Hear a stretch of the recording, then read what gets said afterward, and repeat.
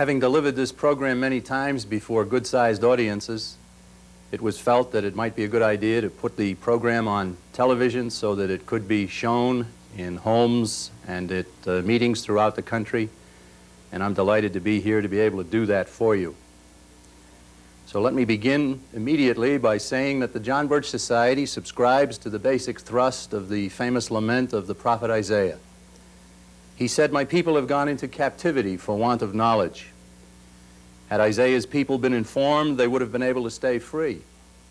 And so, acting in part on the wisdom given us by this prophet, the John Birch Society is wholly and entirely an information agency, an educational institution.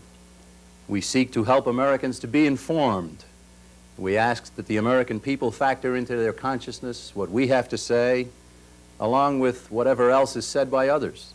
We certainly do not seek a monopoly, nor do we want anyone else to have a monopoly.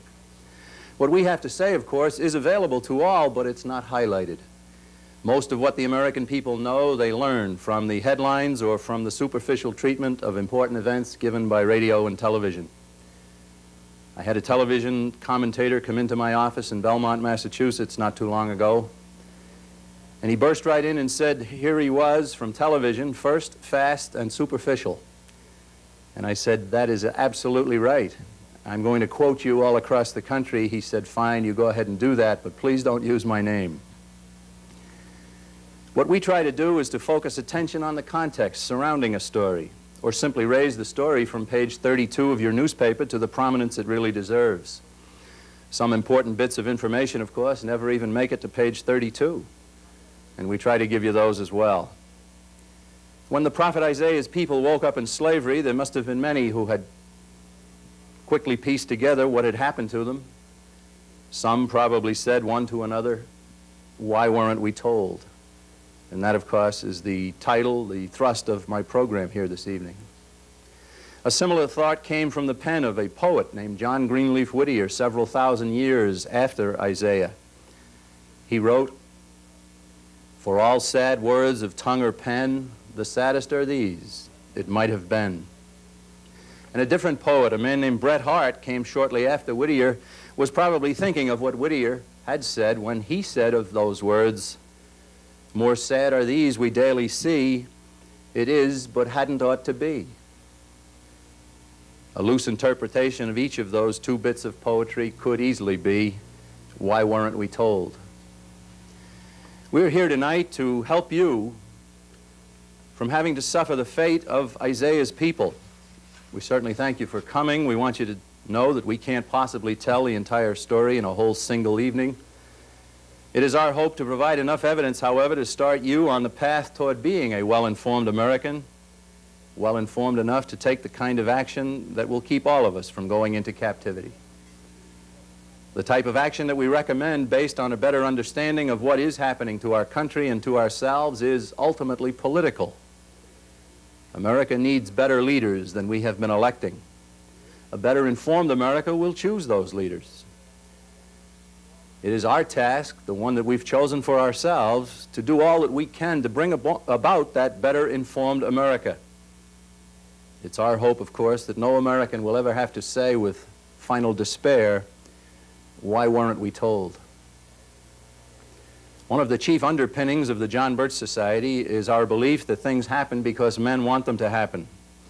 We subscribe to what has been scornfully ridiculed as the conspiratorial view of history. The opposite of such a view has to be the accidental view of history. And merely to say accidental view of history is to demonstrate its absurdity. Things do happen because of design, for good or for evil. If there is design which has an evil purpose and is wrapped in secrecy, the word conspiracy applies. But there are very few who will use it even when they know they are talking about conspiracy. Let me give you some examples of that. We can go back to the 1870s to British Prime Minister Benjamin Disraeli, who said, "The world is governed by very different personages from what is imagined by those who are not behind the scenes." Yet he lived in what was considered to be a very open society.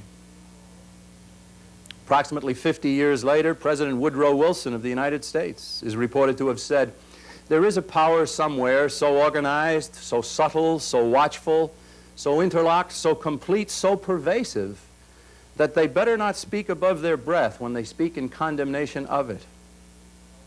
To which we respond simply, if no one opposes evil, evil will triumph.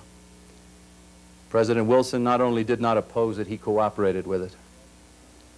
Of all people, Franklin Delano Roosevelt once said, "In politics, nothing happens by accident. If it happens, you can bet it was planned that way." It was under his leadership, of course, that America took a great leap into socialism, which, according to Franklin Delano Roosevelt himself, had to have been planned. And finally, in a small collection of pertinent quotations, we come to a man whom we like to think would have been a John Bircher had he lived longer, our nation's first Secretary of Defense, James Forrestal.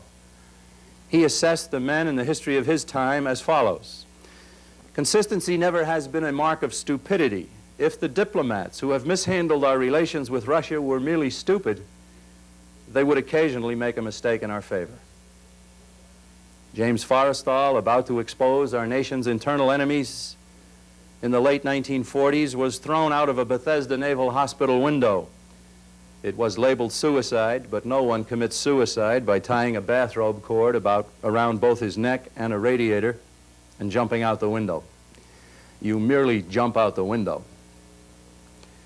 I am personally convinced that James Forrestal was murdered. There's a great deal more evidence to suggest that that's the case to me. Now, what I propose to do here is to go over some of the history of the 20th century involving our nation and to talk about different things that have happened to us that if the American people had known what had happened in a particular incident, something else down the road would not have happened. In other words, had enough people said, "Why weren't we told?" and found out about it and let others know, then indeed many other things down the road would not have happened. I want to talk about the 4 wars of the 20th century involving our nation, and then some other things as well. Those 4 wars, of course, are World War I and II, and then the Korean War and the Vietnam War. World War I began in 1914. America was not involved, and there was strong sentiment in our country to keep us out of that war, which has been described, and I think accurately, as one of the most senseless wars in all history. There were people anxious, however, to get America involved in the war, including some here in our own country. People who want their nations involved in war are people who want to control their nations. War always brings consequences, even to the victor. Evil consequences such as more government and moral decline come even if you win the war. And of course, more government is something that somebody would want if indeed he wants to take control of a nation. Moral decline is something else. And so there were forces at work to get us involved in that war, but the chances of doing that, getting us involved, were very slim indeed. An incident was needed. The incident that precipitated our entry into the war turned out to be the sinking of the Lusitania. It was sunk on May 7th of 1915. A German U-boat torpedoed it off the Irish coast, and 1,200 men, women, and children were killed. The world raged at the barbarity of the Kaiser and the German people. Now, after that, the British government did something that America has later adopted, and that is to take the information about a particular incident and to seal it in a vault. The information about the Lusitania, all of the items that would have been important to know at the time, were sealed for 50 years, and America has done the same thing. We learned that from the British, I suppose. We locked up the sordid record of Martin Luther King for 50 years. After the assassination of President John Kennedy, we locked up information there for 75 years. Well, the British locked up information about the Lusitania for 50 years, which meant that it didn't become available to the public or to anyone until the late 1960s. At that point, not many people cared. But there was a British reporter, a journalist, who did. His name was Colin Simpson. And Colin Simpson dove into that information, and he eventually wrote a book published in 1972 called simply The Lusitania. What he found is the footprints of a conspiracy all over that act. He found that the Lusitania was an unstable ship, improperly designed, badly staffed, and that it was loaded with munitions.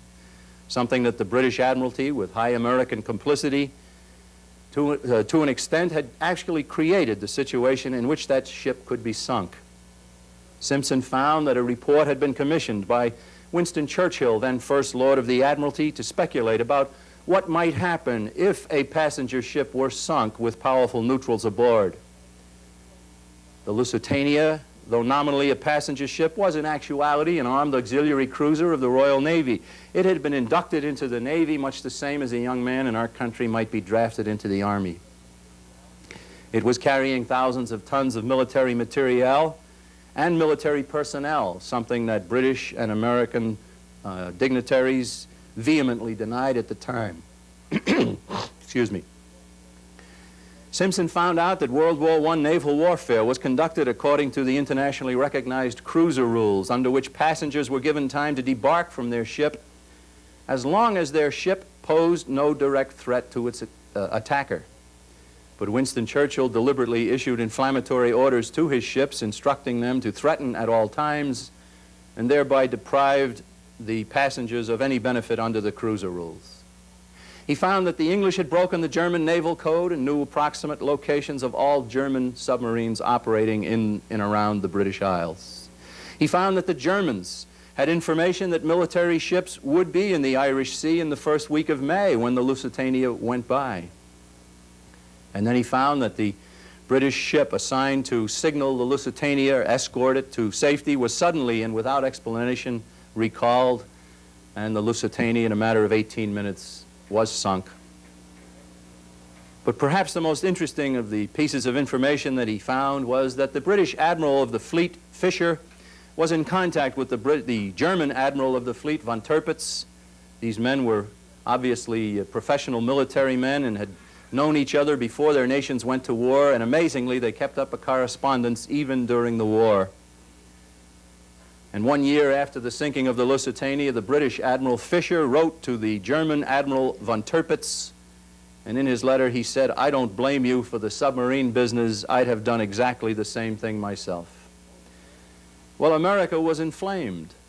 Most Americans were not told that the Germans had actually taken out full-page ads in American newspapers to warn people not to go aboard the Lusitania because it was considered to be a ship of war. The activity eventually led to the United States being involved in World War I. We did go to war, and of course that was at a period when America won its wars. And we did win the war, but the results of World War I are important to consider. What were they? Initially, of course, America was involved in the affairs of Europe. We repudiated George Washington's excellent advice to beware of foreign entanglements. America began to assume the role of the world's policeman. It prepared the stage for world government. Out of World War I came the founding of the League of Nations, internationalism at the expense of sovereignty. Happily, the United States Senate said no to our entry into the League of Nations. We should be very grateful still that they did. The war, of course, consumed American lives and resources. But World War I and the whole conduct of it emboldened the conspirators. Out of World War I came the founding of the Council on Foreign Relations and the beginning of a strong drive for world government.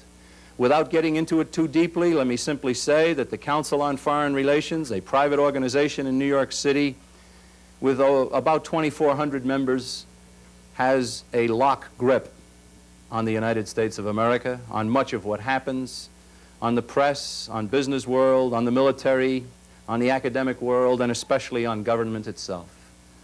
The organization founded by a man who stated that he wanted to build socialism as dreamed of by Karl Marx. And it today can claim membership of the Secretary of State and the Secretary of Defense and the Secretary of the Treasury and the head of the CIA and the head of the Federal Reserve System, and on and on and on. Now, at the end of World War I, something else happened, and that was that tremendous reparations were demanded of Germany. Germany was to be punished, made into an agrarian society. Monetary reparations were demanded of Germany, and in order to pay them, the German government inflated its currency and ultimately destroyed it. And when it destroyed the currency, of course, many of the people in Germany lost their farms and their homes and their businesses. and they became quite embittered. A man in England named David Lloyd George said at the time that what is being done is simply setting the stage for World War II. How right he was, even in the early 20s. By the end of the 20s, a new German leader had arisen named Adolf Hitler, and the people flocked to him and wanted very much to have him as a strong leader. He promised that he would restore German pride and restore that nation. And by the middle of the 1930s, Germany was again strong and began to threaten its neighbors. The world was shocked in August of 1939 when Germany and the Soviet Union signed a non-aggression pact and became allies. All of a sudden, all the communists in America that had been very anti-German, anti-Nazi, all of a sudden became pro-Nazi. And 1 month after that infamous non-aggression pact, in September of 1939, World War II began when Germany and the Soviet Union both invaded Poland, one from one side and one from the other. They very quickly conquered Poland, of course. And then the Soviet Union turned north to the Baltic area and took Lithuania and Latvia and Estonia. And Germany turned westward and went into the Low Countries, to Belgium and to the Netherlands and to Luxembourg, and then into France, and began to menace Britain across the Channel. In June of 1941, however, Hitler turned on the Soviet Union. Up until this time, the same forces that wanted America involved in the war in Europe were not having much success. Many of the American people said, no, we don't want to do that again. We don't want to get involved in the affairs of someone else. Let them fight it out. Let these two would-be tyrants kill each other off. There was strong movement in our country against it. And it was led by an organization called the America First Movement, one of its chief spokesmen being the famous aviator, Charles Lindbergh. President Roosevelt in 1940 had even campaigned for his third term, saying that your sons are not going to have to fight in a foreign war. And he said it as, in his own terminology, again and again and again. When Hitler turned on the Soviet Union in June of 1941, the activity to get America involved in this war stepped up. The people who were so anxious to see communism continue to dominate the Soviet Union wanted very much for America to get involved to help to save communism. And so we began to participate in acts of war against against Germany. In July of 1941, for instance, the United States joined Britain in military occupation of Iceland. That's an act of war, because Britain was a combatant. U.S. destroyers began to patrol the Atlantic for the British, reporting to them on German shipping. The USS Greer, an American destroyer, was actually shot at by Nazi submarines in September of 1941. But the America First movement and the attitude to keep us out of this war was still very strong. An incident was needed, and President Roosevelt turned his attention toward Japan. He began to goad the Japanese. He froze Japanese assets in this country in July of 1941. Keep in mind, of course, that Pearl Harbor didn't come until December. He actually provoked the attack upon Pearl Harbor and even refused to warn our men that the attack was coming. And the attack did come on December 7th of 1941. Several thousand Americans were killed. 1 month after that, Senator Arthur Vandenberg of Michigan got up in the Senate and he said, we were slated for this war by the President before Pearl Harbor.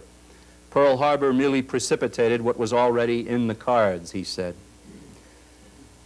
Well, the very next day, the United States declared war on Japan, and Germany declared war on us. And for the first year of that war, America spent all its attention, practically, on the war in Europe. We supplied the Soviet Union with tremendous amounts of equipment so that they were able to sustain their defense of their nation against the onslaught of Hitler. Hitler was turned back. The Soviet Union was saved. General MacArthur in the Pacific, anxiously seeking to carry out the mandate that he'd been given to conduct the war against Japan, begged for shipping and men and munitions, got very little, until the Soviet Union was secure. But again, here we are now in World War II, and America was winning its wars in those days, and we won this one as well. But what were the results of World War II? Well, out of World War II came the creation of the United Nations, the world government, and only 2 United States senators voted against our entry into the United Nations. Even as good an American as Senator Robert Taft of Ohio had voted for our entry and later regretted it, stated very bluntly that the UN is a trap, let's go it alone. The chief result of our being involved in the United Nations since 1945 has been that America has not had a foreign policy that puts America first. We submit everything we do to an amorphous force called world opinion. And that's not necessarily good, and it has hurt America, and it has hurt a lot of other nations as well. If a nation acts in its own self-interest, as long as it does not step on the rights of other nations, then it is doing everybody a favor, much the same as an individual who acts in his own self-interest, as long as he does not violate the rights and the prerogatives of his neighbors, will help the whole community. And so the United States found itself in the United Nations.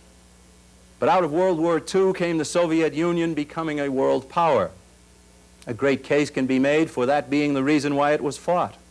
Out of World War II came foreign aid and the beginning of a situation that has given hundreds of billions of dollars of American aid to other nations. It hasn't bought us one single friend. It started out, of course, supposedly to help to stop communism. And then they started giving the foreign aid to the communists. And it continues today. That war had been fought supposedly to protect the territorial integrity of Poland and other small nations, but Poland was marked for betrayal during the war at Yalta and was handed over to the Soviet Union in 1947 along with the rest of Eastern Europe. At the close of World War II, just days before it ended, the Soviet Union was welcomed into the war in the Pacific, and because they were, at the close of the war, Russia was given domination over Manchuria, where the Japanese had stored all their arms. Of course, those arms ended up in the hands of the Chinese communists. And they were also given influence in other parts of Asia. So much so that as a result, that Korea was divided in half. And half of Korea was made the communist half, and the South Korea, of course, was the non-communist half. It was one of the half countries that have been set up by internationalists, something that has been used to great advantage by those who are trying to build their world government. In June of 1950, it was January of 1950, our Secretary of State, Dean Acheson, announced that Korea was outside the defense interests of the United States. Within 6 months, the North Korean armies accepted that invitation and invaded the South. President Truman responded by committing the meager American forces in the Far East to the defense of South Korea. But once it was started, the action was turned over to the United Nations. And it was not even called a war, it was called a police action, which meant, of course, that no declaration of war, no goal of victory. In spite of all of the restrictions that eventually were put upon our forces, led by Douglas MacArthur, the United States forces won the war and liberated all of South Korea and all of North Korea as well. And then the Chinese communists entered the war. MacArthur and his forces were not able to bomb the bridges over the Yalu, were not able to do what was necessary to conduct the war properly. MacArthur protested, was removed from his command. We slugged it out with the North Koreans who remained and the Chinese communists, the bulk of the forces, for several years, and then we cut and we ran and we lost the war in Korea. And so it's instructive to look there at what happened as a result of the war in Korea. Well, first of all, prestige for the United Nations. And then violation of the entire intent of the Constitution of the United States regarding war. War is to be declared. And if it's declared, of course, implicitly that says the goal is victory. Out of the war in Korea came legitimacy for communist China, demoralization for anti-communist forces, and especially demoralization for the U.S. military. The United States lost face in Asia, and the Korean War turned out to be a precedent for another war whose initial stages were being fought at the very same time that the Korean War wound down.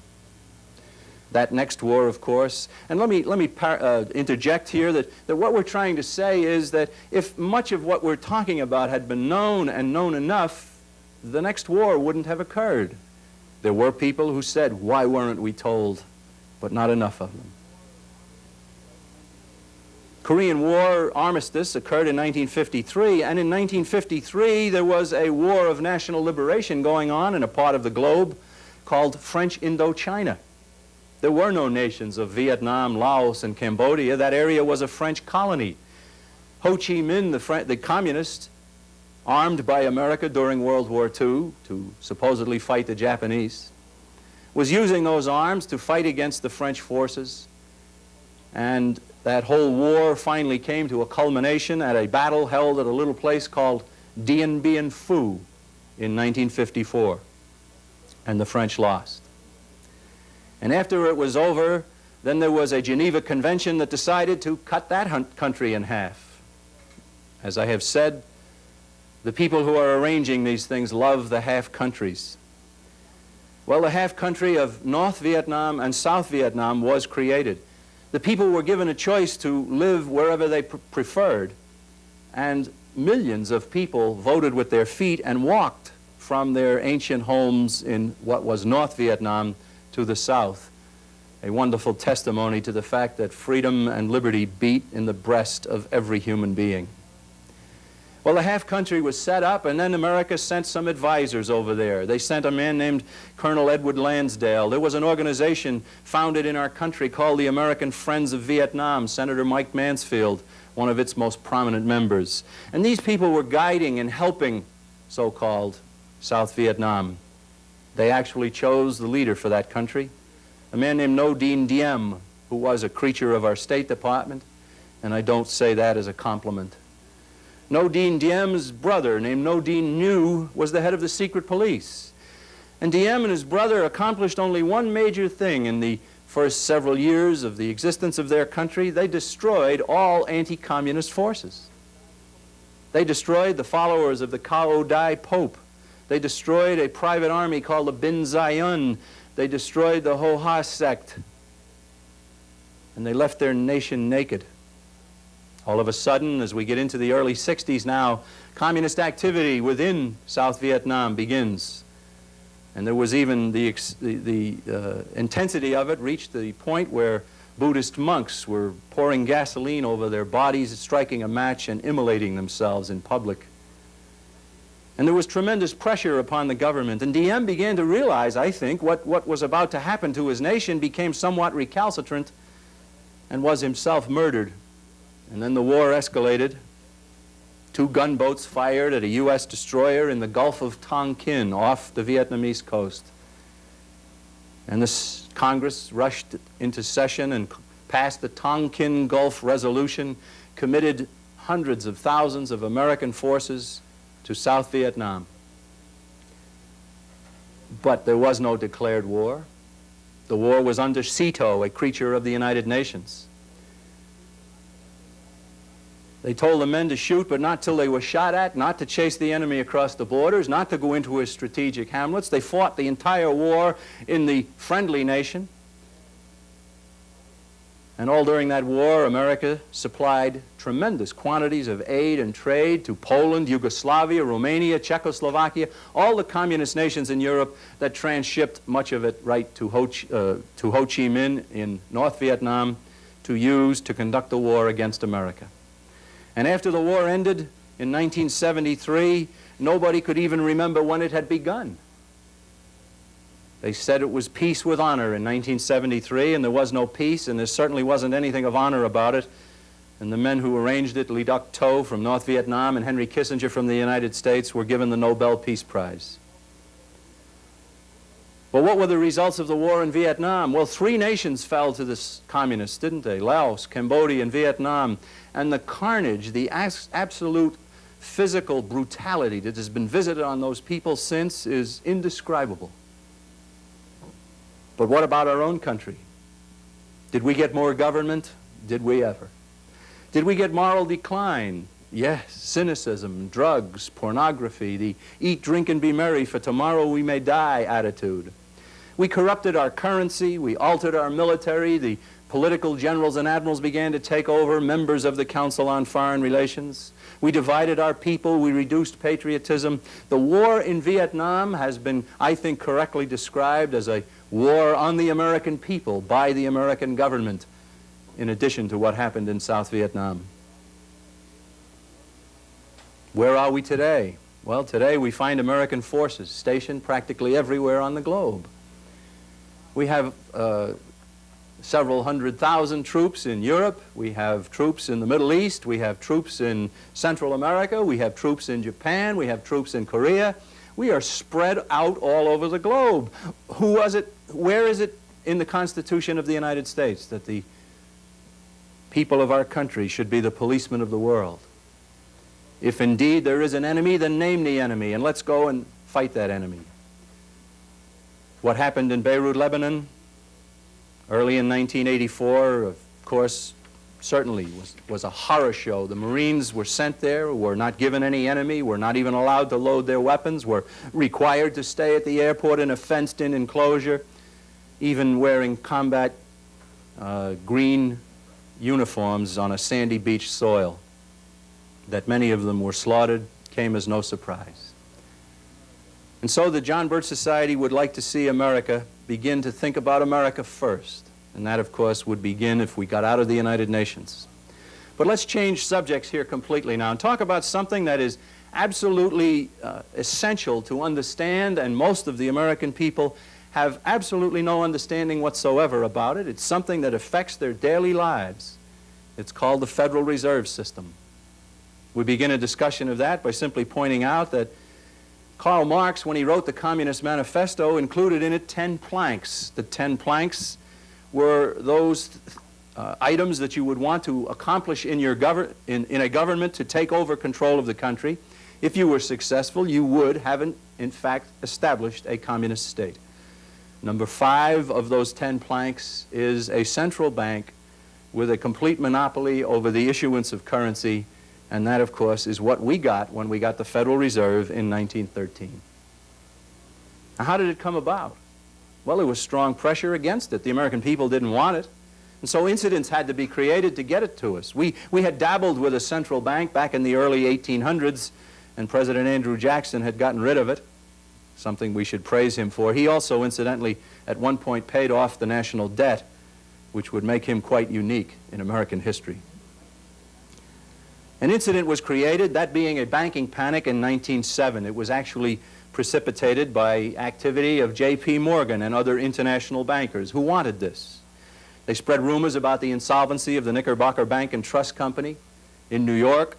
They guided a run on it, partly to kill off the rival bank, but mostly the lesson of the panic of 1907 was clear. The United States needed a central banking system.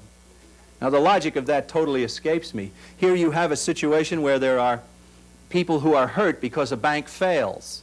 And so the solution to that is that a recommendation that we have one central bank that controls the monetary value for every American, and if it fails, then everybody is hurt. So you can see why the logic of it doesn't really impress me. And nevertheless, there were people who bought that and said, yes, whatever the government is involved in can't possibly hurt. The truth of the matter is that there has never in history been honesty in the management of currency and the value of money. Well, so what happened? 1907, the panic. All of a sudden, Paul Warburg from Germany shows up in New York, working for the Kuhn-Loeb Company, promoting the concept of a national bank. Senator Nelson Aldrich of Rhode Island starts the National Monetary Commission, promoting the same ideas. Nelson Aldrich of Rhode Island is the maternal uncle of Nelson Aldrich Rockefeller. That's where the Rockefeller who was known to contemporary Americans got his name. They began promoting banking reform, they called it. They had a meeting, a lot of these people did, in Jekyll Island off the Georgia coast in late 1910, a secret meeting at which was conceived a plan to start a central bank. It was started in the United States Senate as the Aldrich Bill. It didn't get very far because Senator Aldrich was so closely tied and known to be tied to the international bankers. Also, President Taft was a strong opponent of this. But the opportunity for a change came in 1912 when President Taft had to run for re-election. The same people who wanted banking reform, they called it, the central bank, financed and guided an inflated ego in the person of Teddy Roosevelt into starting a third party. It was started as the Progressive Party, or the Bull Moose Party as it was called. And also financed and guided by these same interests was the Democrat candidate Woodrow Wilson, who was never without that shadowy Edward Mandell House, the man who founded that Council on Foreign Relations that I talked about, the man who guided through the Congress the bill to start the Federal Reserve System. And so here we had now 3 in the race in 1912 instead of the usual 2.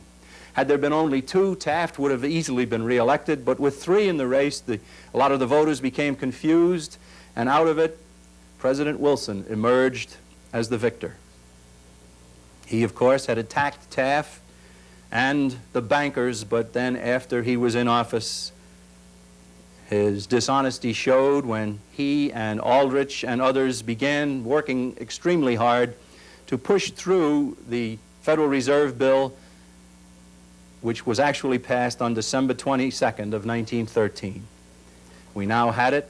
We called it, it was a central bank, and we called it the Federal Reserve System.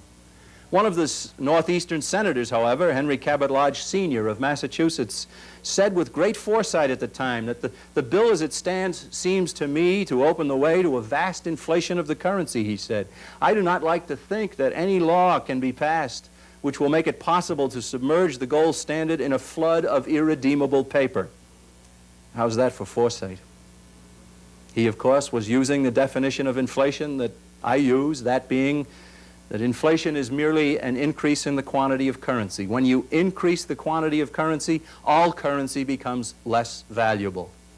What the effect is rising prices, when more of that currency is needed in return for goods and services. You have to define the terms. I'm always reminded of the story of the young man, to give an example of how important defining terms are. About a 5-year-old boy went to his grandfather one time and he said, "Grandpa, can you make a noise like a frog?" Well, Grandpa looked at him and said, "Yes, I can, Johnny, but why do you want me to do that?" And the boy said, "Because Daddy says if you croak, we'll be rich." Now, that's an example of what can happen if you don't define your terms. At the very same time, a congressman named Charles Lindbergh, the father of the famous aviator, he stated, "This act establishes the most gigantic trust on earth. The new law will create inflation whenever the trusts want inflation." Well, that's what happened. You see, the new law gave the Federal Reserve the capability of expanding currency. We get a boom, contracting currency, and we get a bust. And we began on a roller coaster of alternate boom and bust. In fact, Charles Lindbergh also said, from now on, depressions will be scientifically created. And they were, including the Great Depression of 1929, because during the 20s, the Federal Reserve expanded the money supply dramatically.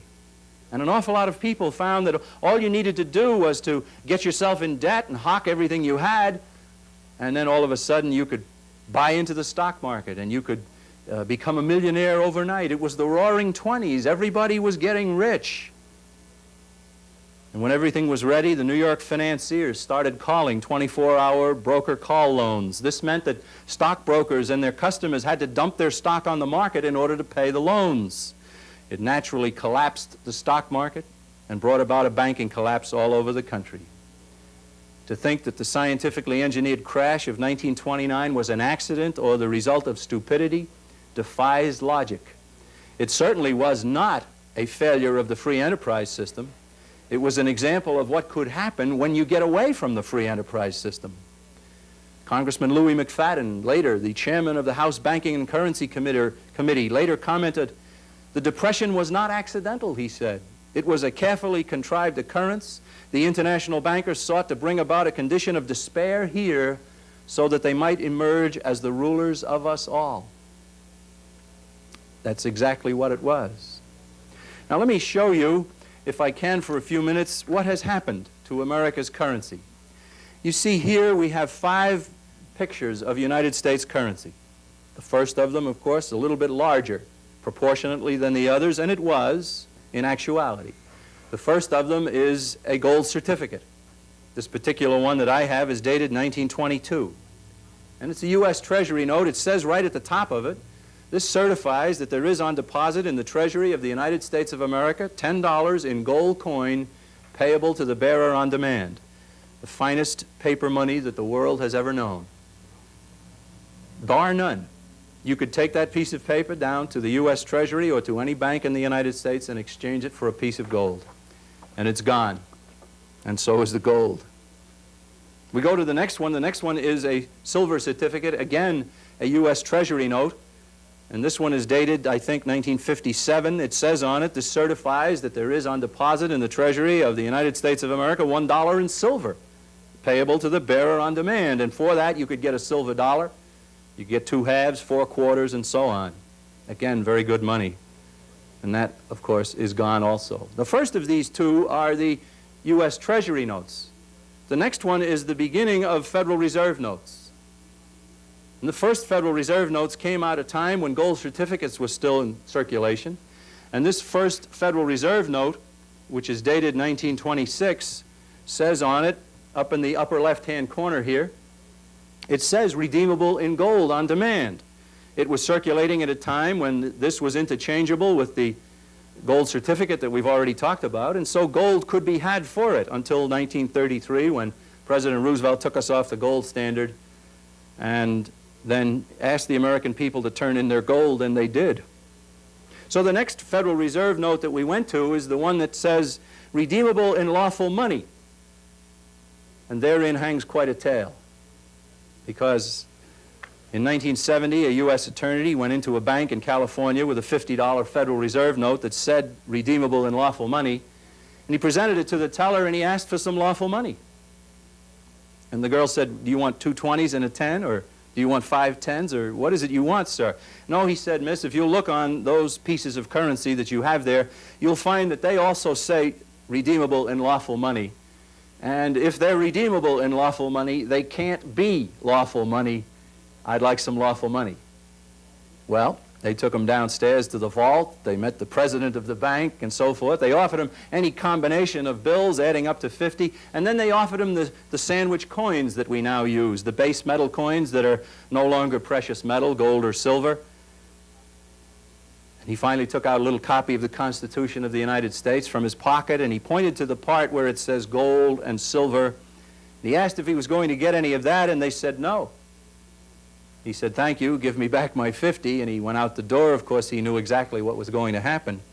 And so the Federal Reserve then came out with the final in the panorama that we have here, which says simply, this note is legal tender for all debts, public and private, redeemable in nothing.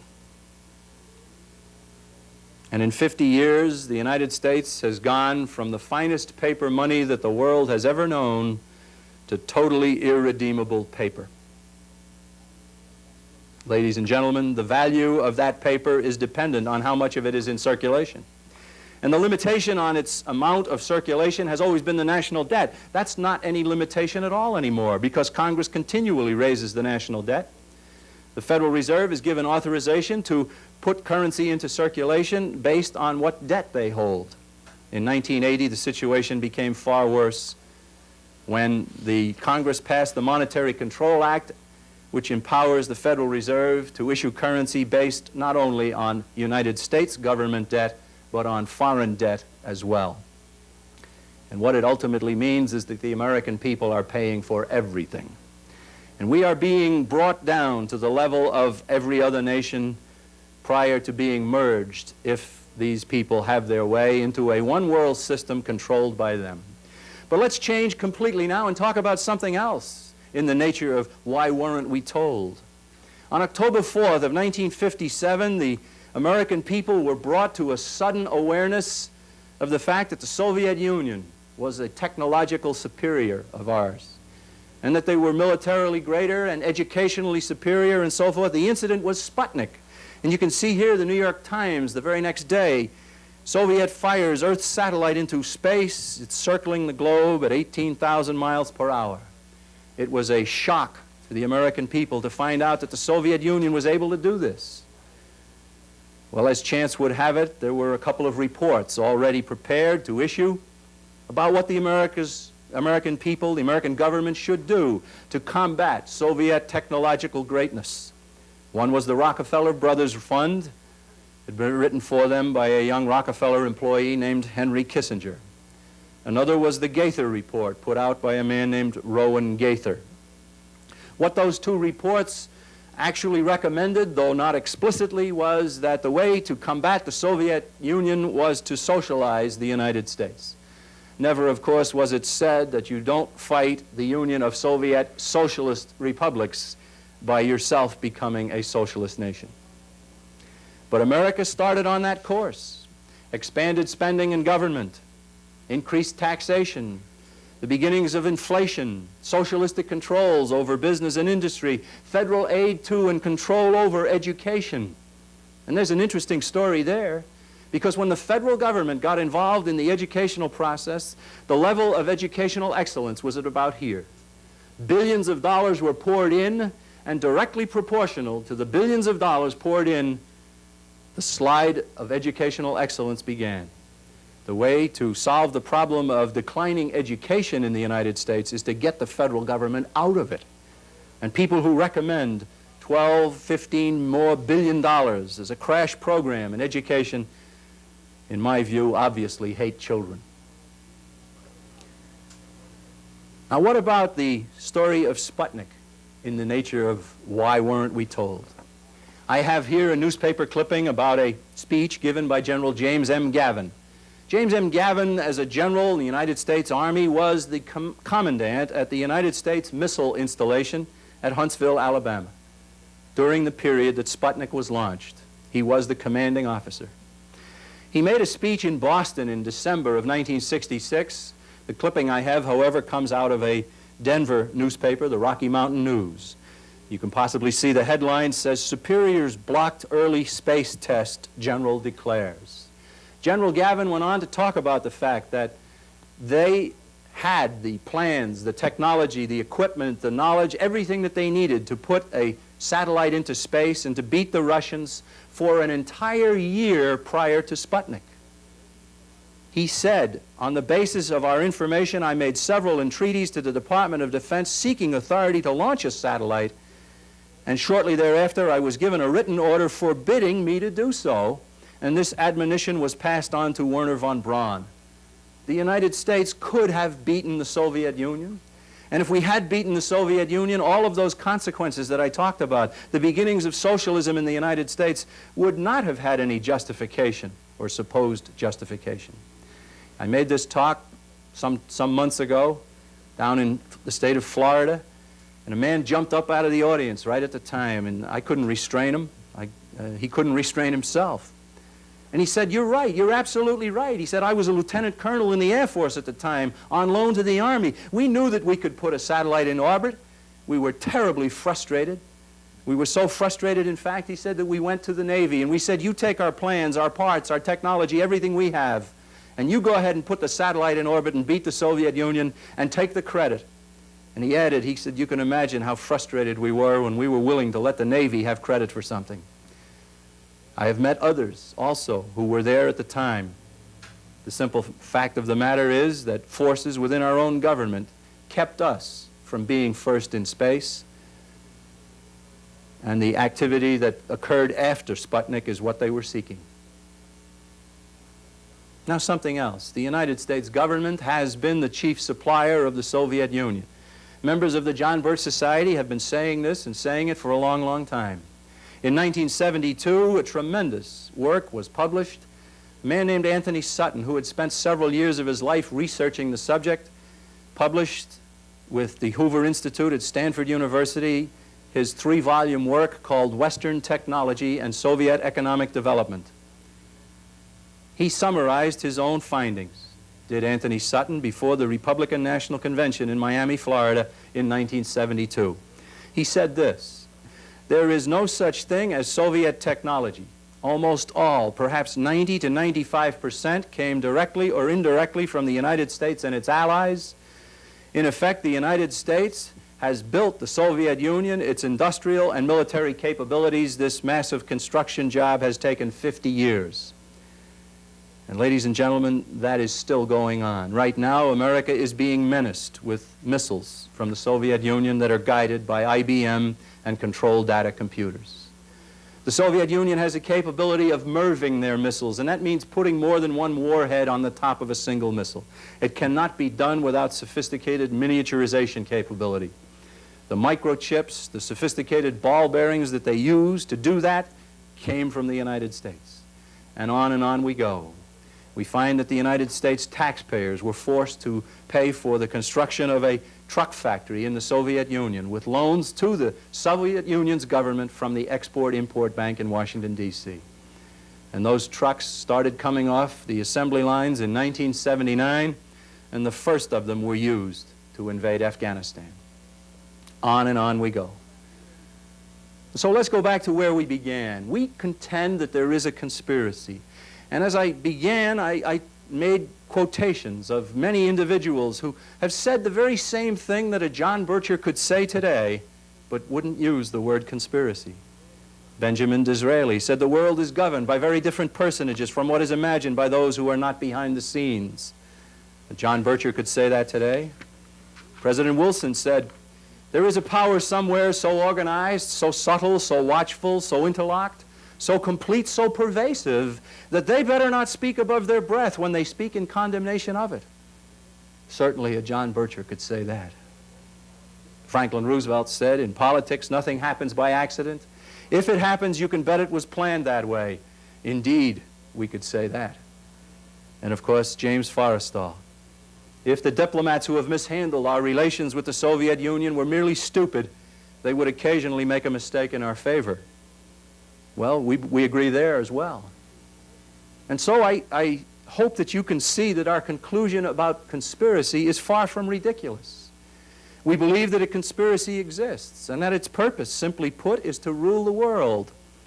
Far from being controlled by communists, it controls communism and has done so at least since the days when its top agents, who were not called communists, financed and employed a detestable political hack named Karl Marx to write the Communist Manifesto.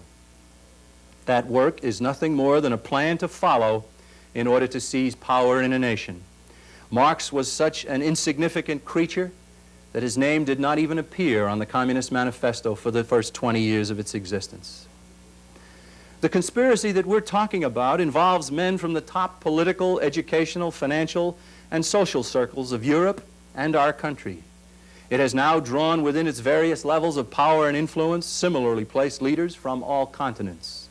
The ultimate goal of the conspiracy is world government. And these individuals know that wealth and position bring accompanying power, but they also know something that most Americans have never considered, and that is that absolute power comes politically and only politically, which is why they gravitate to governments.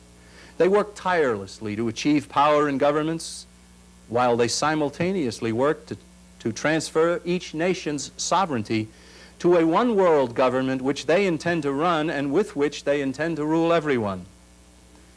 The chief tactics used by the conspiracy have always been war and money and hatred. We have discussed America's wars of the 20th century. By the time each had ended, a small number of Americans had learned of the treachery and the conspiracy involved in getting us into each and even in conducting the wars.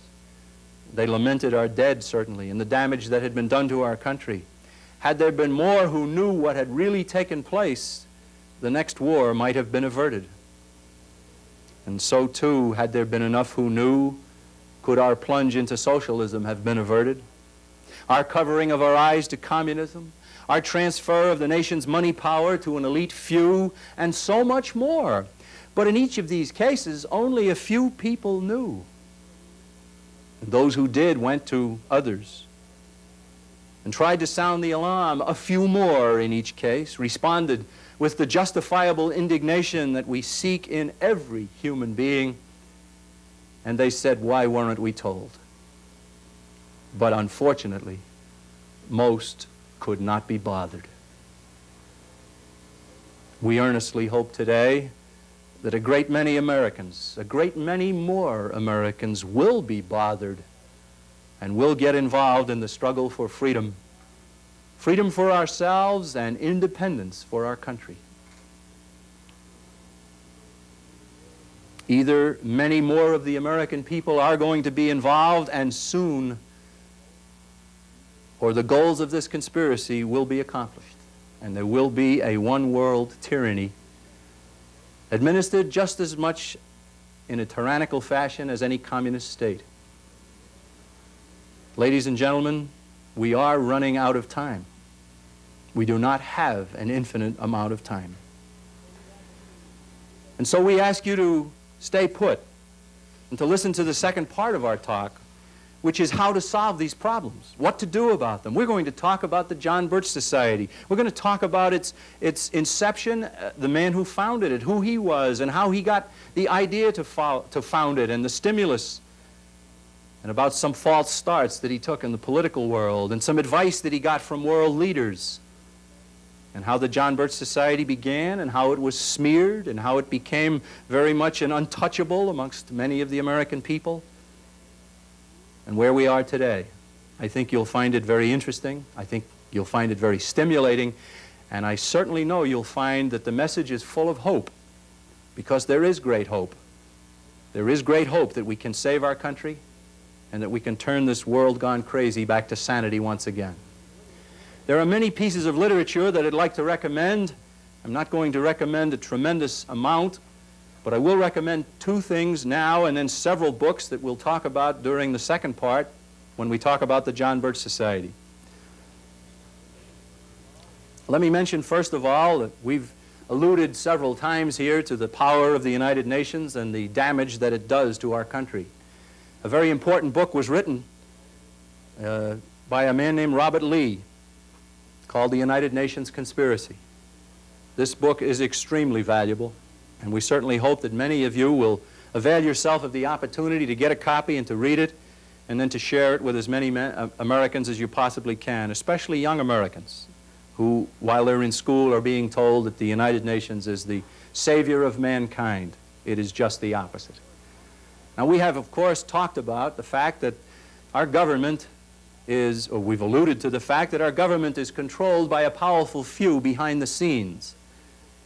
And I've written a little book myself to discuss that subject, a little book called The Insiders, a look at the powerful few who really dictate America's policies. And this little book discusses in detail the Council on Foreign Relations and the Trilateral Commission, and it even gives the membership list of both as published by those organizations themselves. Read the book and you'll get an appreciation of what we say when we say that the insiders above the communists are the ones who are really in control, and our little book here will help you to understand that. And so we hope you get a chance to buy that and to read through that as well. We will break now, and then we'll come back in a short time to discuss the John Birch Society.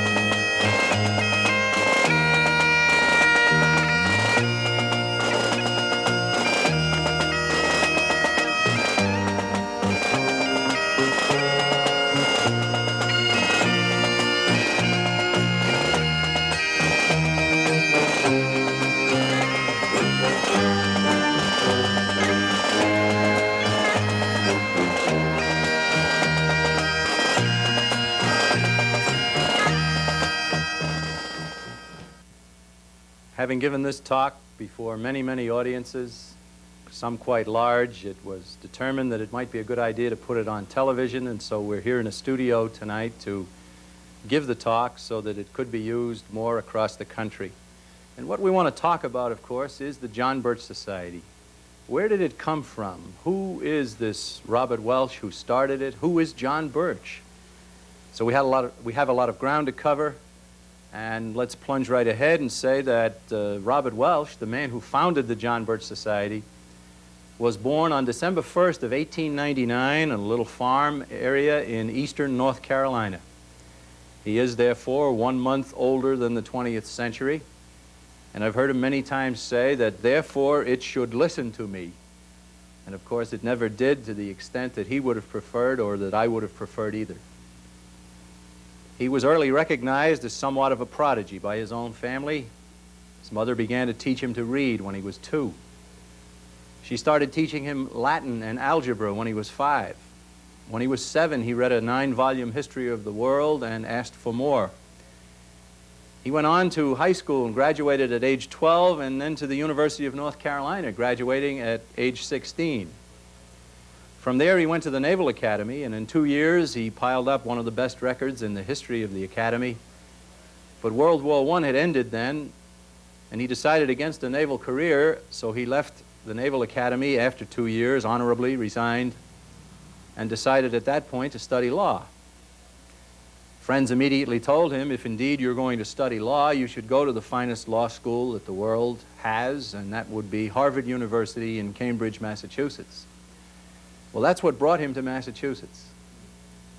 While at Harvard Law School, in fact, in his 3rd year, he tangled with Professor Felix Frankfurter, then a professor of law at the university, later, of course, a very important and dangerous Supreme Court justice. Felix Frankfurter was teaching a course at the time in labor relations. And he was prefacing all his remarks by discussing the irreconcilable conflicts that existed between labor and management, and that therefore there had to be a lot of laws passed and so forth. Well, Robert Welch knew that that was not so. And he challenged the professor. He said, labor and management aren't enemies. They are 2 arms of the same body called productivity. And to continually to insist that they are indeed enemies is to invite them to become enemies, and to invite upon America the problems that are already besetting European nations where there were labor problems and labor unrest. And he challenged the professor, but he was the student, and of course the professor was the professor, and the student lost. And Robert Welch walked out of Harvard Law School in his 3rd year and never returned. He never did get a law degree. And at that point in his life, he decided that he wanted to be a producer. He actually took a survey. He wanted to become a manufacturer, and his criteria to find a good product to produce included the requirement that that product be something of a consumable. He didn't want it to be a very large item that you'd buy and then have for a lifetime. He wanted it to be something that you'd buy and consume so that you'd buy another, and that you'd tell others, and that they'd buy others, and so forth. Well, his little survey turned up that a good product to produce, to fit his criteria, would be candy bars. So he started a candy company. In later years, his younger brother James moved up from North Carolina. They teamed up together and they built the James O. Welch Candy Company out of Cambridge, Massachusetts.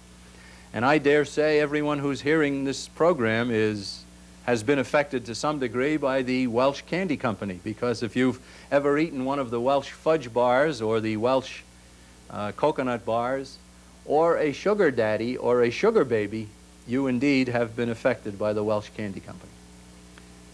Robert Welch, in fact, the man who founded the John Birch Society, also invented the sugar daddy.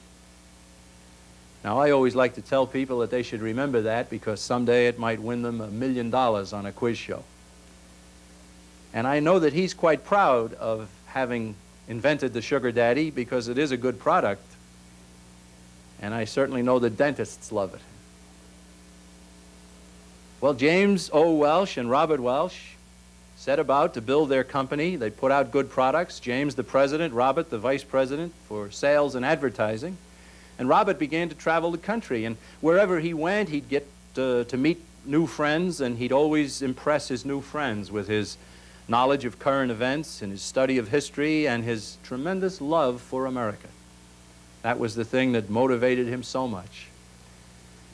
When the 30s began, of course, they were very busy. The Roosevelt administration took office, and Robert Welch saw the beginning of a leap into socialism under the Roosevelt administration.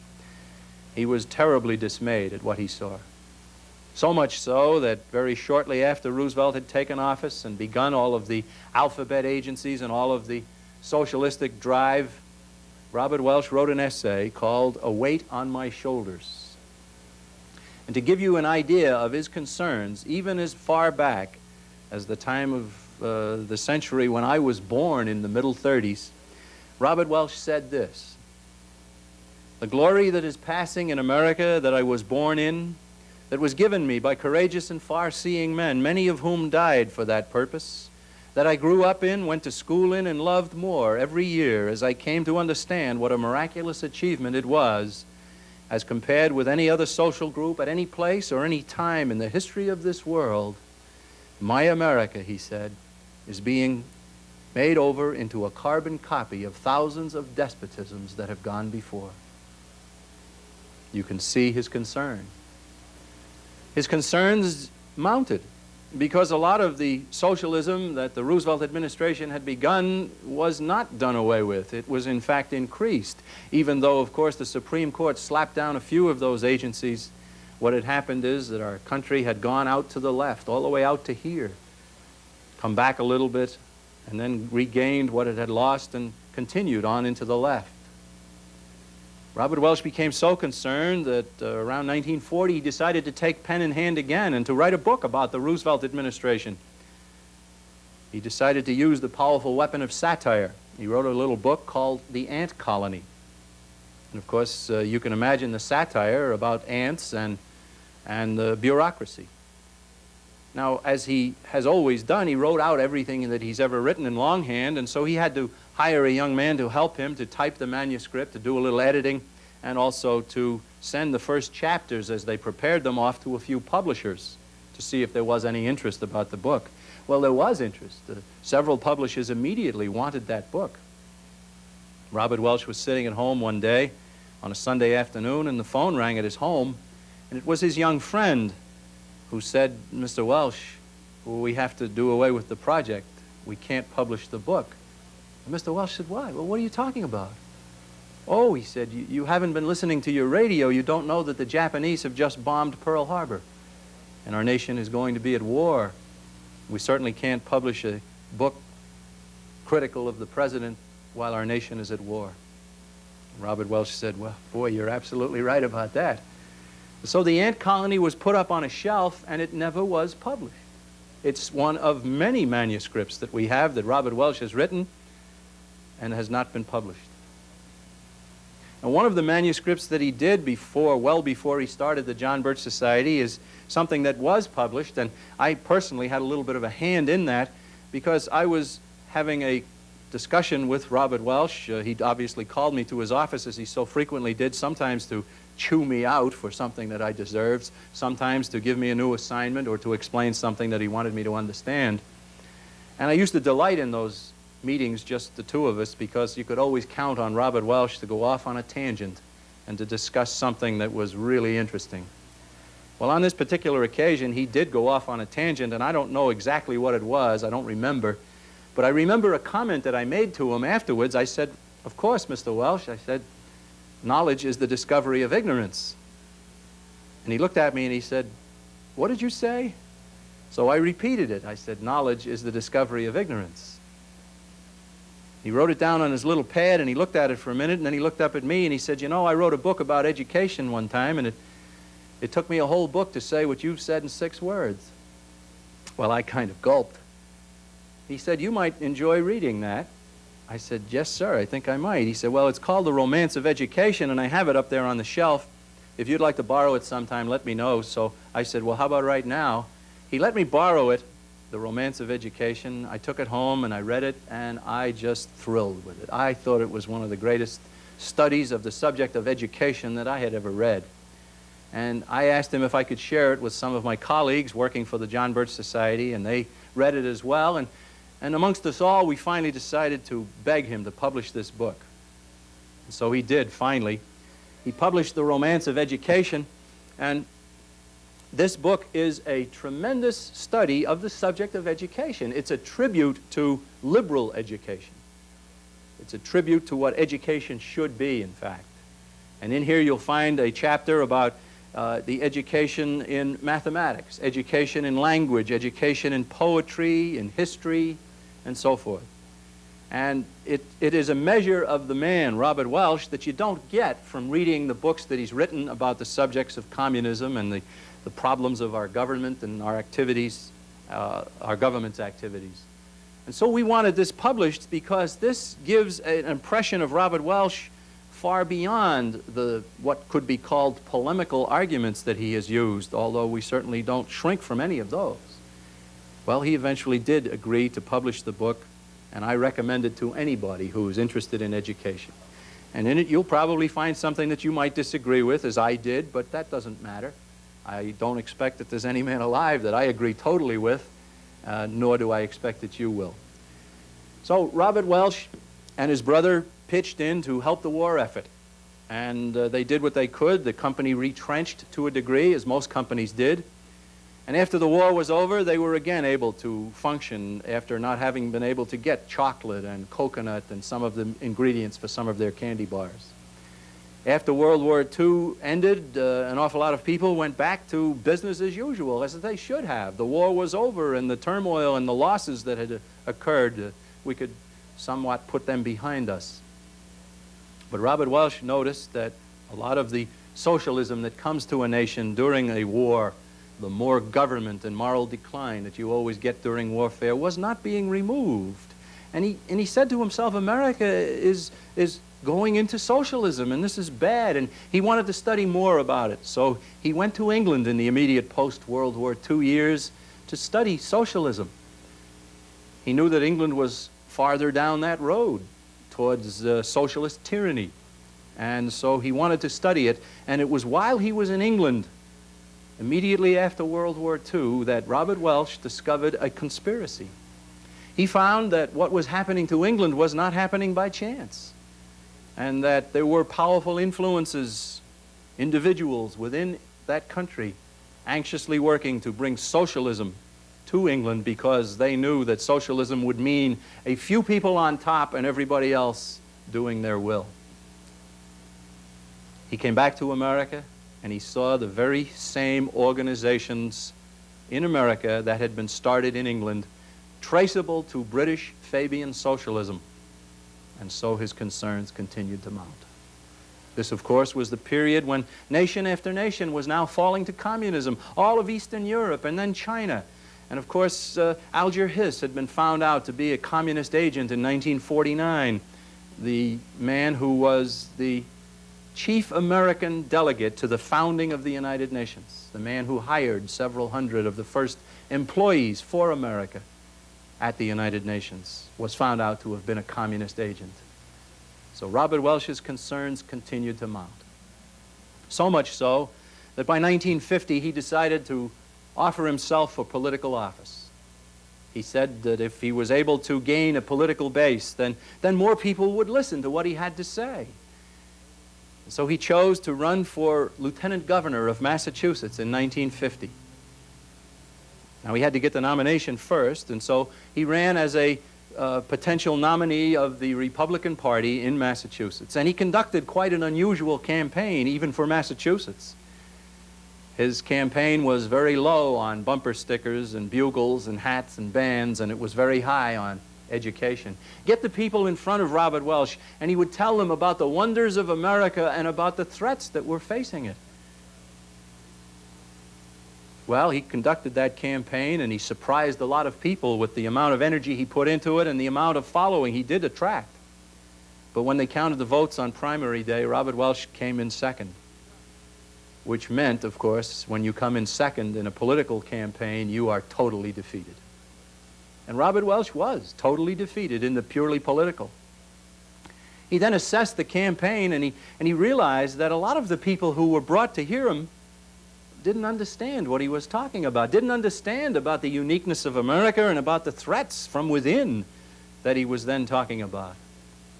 So his concerns continued to mount. In 1952, he again got involved in the purely political, this time trying to get Robert Taft nominated for President of the United States by the Republican Party. Robert Taft, of course, was known at the time as Mr. Republican. He'd a powerful United States senator, a wonderful American, a man who, if he had been nominated, certainly would have been president, because whoever the Republicans nominated in 1952 was going to win. That was pretty much a foregone conclusion. And Robert Taft had worked his way up the chairs, and Robert Welch had met him and talked to him and knew him and was very anxious to have him. And so he got involved in the Taft for President campaign and helped to raise money for him and made speeches in his behalf and so forth. Well, the Eastern establishment Republicans didn't want Taft. And so they dragged an old Democrat out of mothballs and put the Republican mantle over him and ran him against Taft, a man named Dwight David Eisenhower. And then was visited upon the American people some of the dirtiest political shenanigans in all of our nation's history. The entire California delegation was stolen from Taft and given to Eisenhower. The man who accomplished it was Earl Warren, who was later rewarded by being made the Chief Justice of the Supreme Court of the United States, something that we are still paying for today. The Texas delegation was stolen.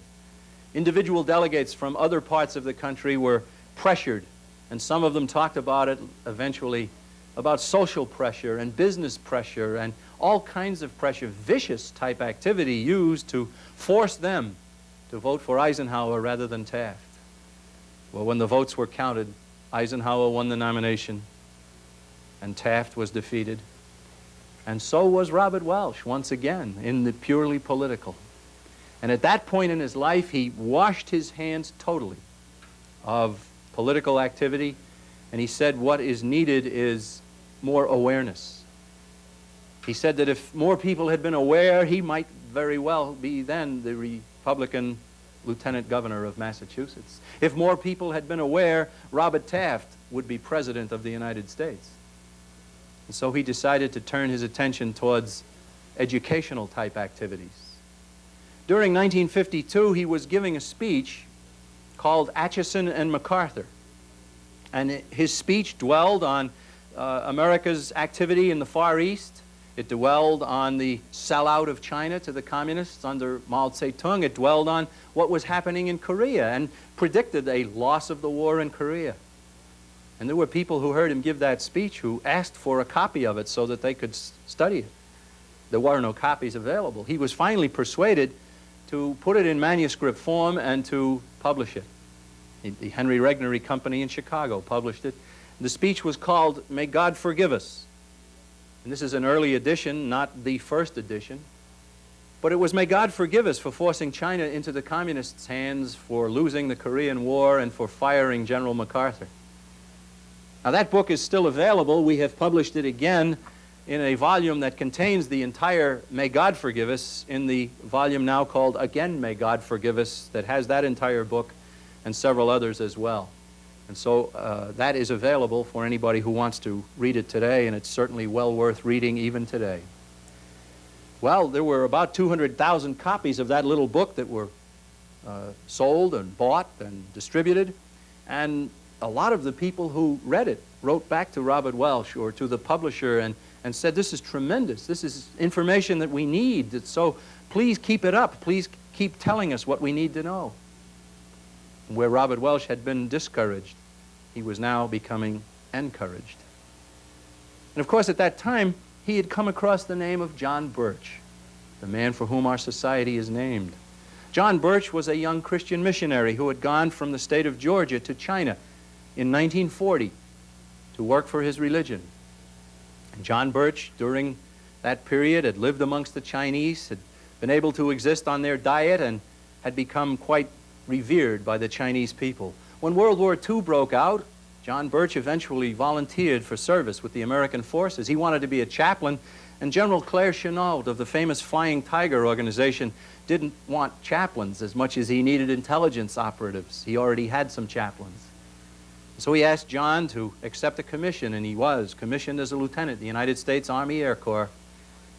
And he spent the entire war effort behind the Japanese lines, working and living amongst the Chinese people, and building airfields, and rescuing downed pilots, and reporting on troop movements and other things, and becoming a tremendous leader. John Birch's attributes were many, but probably the most important was his leadership ability of other men. He served with distinction. He was decorated. He rose to the rank of captain. And after the war was over, within 10 days, John Birch was sent on a mission by his superiors to go up this railroad and to find out if those people up there, the Chinese leaders, were friend or foe. They, of course, were the Chinese communists. And John approached them, and during that meeting, he was murdered in cold blood, and so were his companions, except that one of them was given up for dead and was not dead, and was later rescued, and came out and told what had happened to John Birch and the others. Well, John Birch's family tried to find out what had happened to their son, and our State Department was keeping the information about his death from anyone, because they didn't want the American people to know that the Chinese communists really were enemies of America. The attitude being conveyed then, of course, was that the Chinese communists were agrarian reformers. Well, Robert Welsh heard about this young man and then went down to Georgia to visit the parents of John Birch. He got information about him from Senator William Noland of California and a few other sources. And in 1954, he wrote this book, The Life of John Birch. And again, published by the Henry Regnery Company. Again, about 200,000 copies. This, of course, again, is an early edition of the book, not the original. A lot of people who read that book wrote back to Robert Welsh and said, tremendous, keep it going, keep telling us what we need to know. Nobody else seems to be doing it.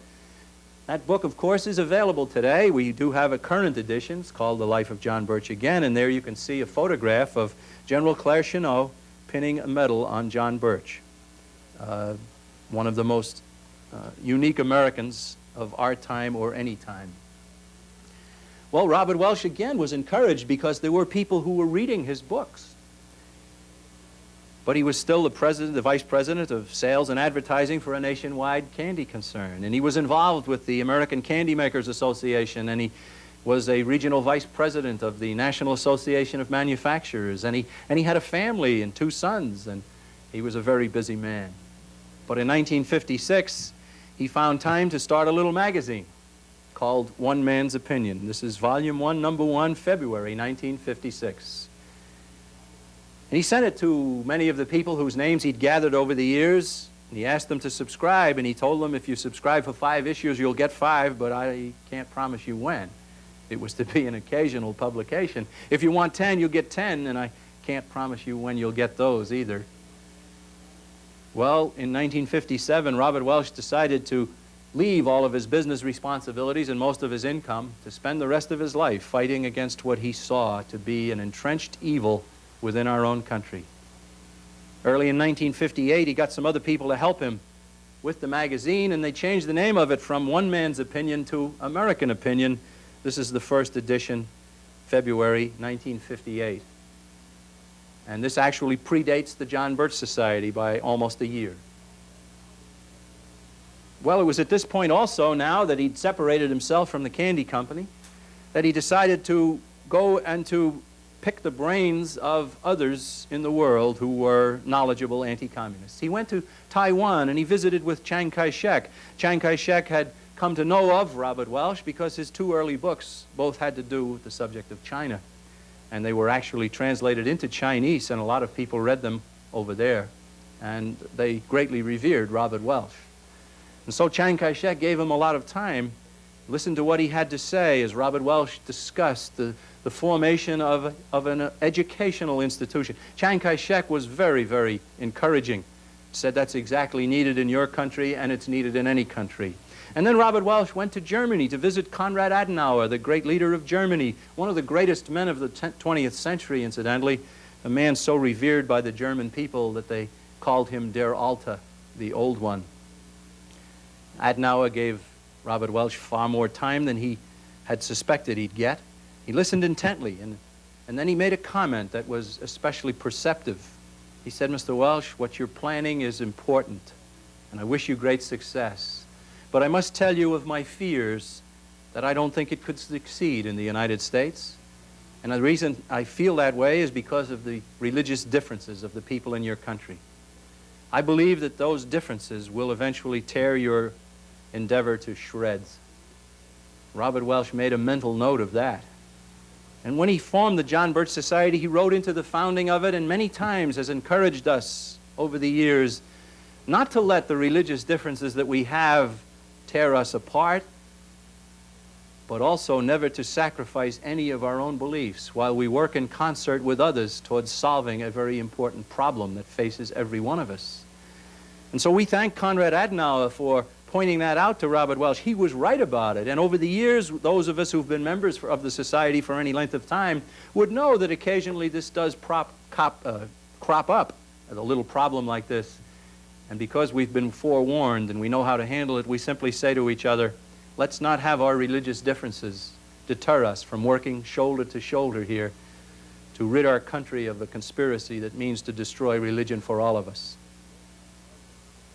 Well, late 1958, Robert Welsh now had his thoughts all in order, and he sat down and he wrote out the founding meeting of the John Birch Society. He invited 15 men to visit with him for 2 full days in Indianapolis to listen to what he had to say. He didn't really tell them exactly what, other than that it was important. 11 accepted the invitation, and they visited with him for 2 days, December 8th and 9th of 1959. Robert Welsh talked to them for 17 hours. And what he said to them is the Blue Book of the John Birch Society. The Blue Book of the John Birch Society is nothing more than the transcript of that founding meeting. Of course, it's still available today, and we encourage anybody to read it because we haven't deterred at all from its wisdom. We're still the same John Birch Society as we were when we were founded in 1958.